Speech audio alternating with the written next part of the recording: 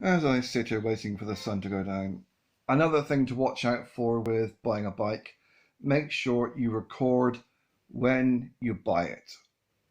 Get the person to tell you what the date is. Just say, is it the 5th of the 5th or the 2nd of June or whatever. So they actually recording them saying the date. Record the date, whether it's a private sale or especially from a bike shop. The reason for this, they may have gone out that morning and got a few speeding tickets. Some people will sell a bike really, really fast, really cheap, if they know they've been caught on speeding cameras, because it's cheaper for them to make a loss selling a bike than it is to get 6 points on their license. Also, with bike shops, they don't put the bike in their name when they take it.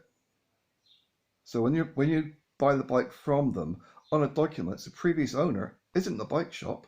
The previous owner is the last private owner.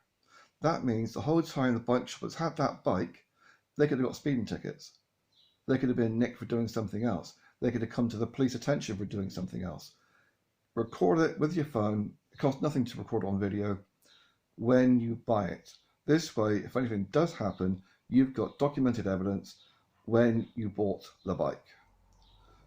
I want the sunlight to go away.